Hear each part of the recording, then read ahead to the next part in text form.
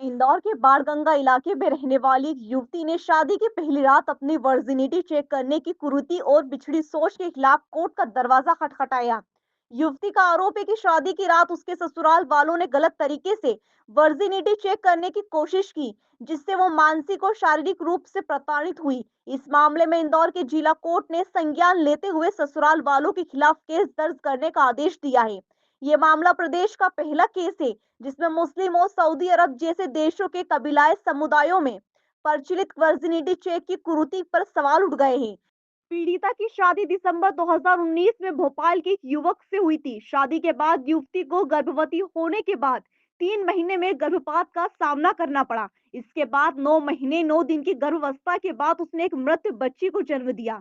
वर्तमान में पीड़िता की एक बेटी है। वहीं महिला एवं बाल विकास विभाग के जांच अधिकारी की गोपनीय रिपोर्ट में इस बात का खुलासा हुआ कि ससुराल वालों ने शादी की पहली रात वर्जिनिटी चेक करने के लिए गलत तरीके अपनाए, जो कि मानसिक और शारीरिक उत्पीड़न का कारण बने। इस मामले में अदालत ने मामले की गंभीरता को समझते हुए ससुराल वालों के खिलाफ कार्रवाई शुरू कर दी है। यह मामला समाज में फैली कुरीतियों और पिछड़ी सोच को लेकर जागरूकता पैदा करने की दिशा में महत्वपूर्ण कदम साबित हो सकता है और ये भी दर्शाता है कि महिलाएं अब इन कुरीतियों के खिलाफ आवाज उठाने लगी हैं।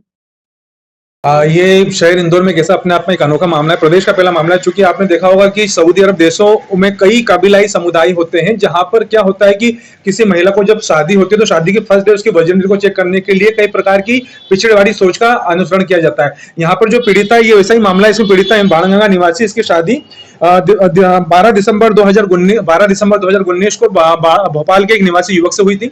शादी की प्रथम रात को ही, विवाह की प्रथम रात को ही ये, जब इसके बाद अगला दिन शुरू हुआ तो सास ने पास की पड़ोस की एक लड़की को बुला के उसको ये बोला कि जो ब्लड, जो चादर है वो चादर पे ब्लड क्यों नहीं गिरा। इस चीज को लेकर पीड़िता ने बोला कि पति और पत्नी के बीच में किसी प्रकार के संबंध नहीं बने तो ऐसी कोई चीज होती भी नहीं और मैं इनमें मानती भी नहीं। जब से लगातार सास, ससुर, देवर और पति के द्वारा इसके पीड़िता के साथ अत्याचार किए जाने लगे, इतने अत्याचार करने लगे, 2 लाख के दहेज की मांग की जाने लगी। इसको आए दिन दिवाली पे भी गन्ना के डंडों से मारा जाता था।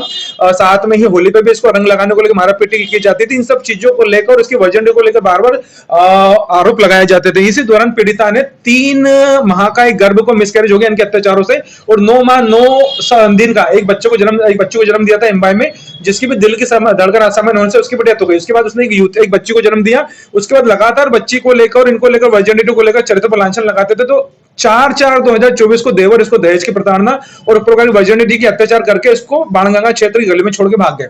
जिसके बाद पीड़िता ने जिला न्यायालय इंदौर की शरण ली। इसमें महिला बाल विकास अधिकारी से कोर्ट ने जांच रिपोर्ट पीड़िता की पिटीशन के ऊपर बुलवाई, जिस पर कोर्ट में उन सब चीजों का खुलासा हुआ, आरोप का। कोर्ट ने इसमें पति, सास, ससुर, देवर से सभी के खिलाफ घरेलू हिंसा की धारा 12 में केस दर्ज करा, क्योंकि हमारे द्वारा कोर्ट से प्रोटेक्शन की मांग की गई थी कि साहब इस प्रकार की वर्जिनिटी चेक करना अपने आप में महिला के अधिकारों के विपरीत और मानव अधिकारों के भी खिलाफ है। ऐसे ही मामले कई इसमें कि अगर आप सोशल मीडिया पर देखोगे तो मानव अधिकार आयोग में कई लोग, कुछ समुदायों को इसमें नोटिस भी जारी करें जो गूगल पे पड़े हुए हैं। इन सब चीजों को लेकर फिर एक अन्य एफआईआर भी बाणगंगा थाने में एफआईआर दर्ज हुई दहेज को लेकर, और इधर घरेलू हिंसा के अंदर केस में व्यापक मांग को लेकर सभी ससुराल जन को कोर्ट ने केस दर्ज करा संज्ञान लेते हुए।